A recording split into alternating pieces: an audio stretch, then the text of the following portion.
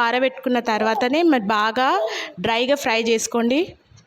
Fry చేసుకొని mixie పట్టేసుకొని మీ పిల్లలకి ఉడకబెట్టేటప్పుడు 1 ఇయర్ లోపు పిల్లలైతే సాల్ట్ కలపకండి.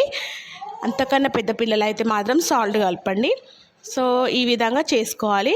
ఒకసారి జల్లెడ పట్టేసుకున్న తర్వాత మళ్ళీ లాస్ట్ మిగులుతుంది కదా, అది ఇంకొకసారి మిక్సీ చేసుకొని మళ్ళీ ఒక కంటైనర్లో బాక్స్లో మంచిగా దాన్ని చీమలు పట్టకుండా ఫ్రిడ్జ్లో మాత్రం పెట్టొద్దు.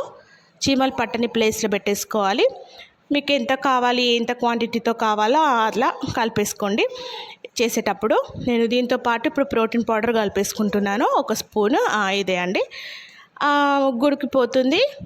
ఉగ్గు ఉడకబెట్టి పిల్లలు తినే ముందు 1/2 అవర్ ముందే చేసుకోండి, ఎందుకంటే వేడిగా ఉంటుంది, చల్లారడానికి టైం పడుతుంది. సో ఇది ఫ్రెండ్స్ నా ఉగ్గు. మీరు ఎలా చేస్తారు ఉగ్గు, ఏమేమి వాడతారు నాకు కామెంట్ చేయండి. Okay, thank you, tata, bye.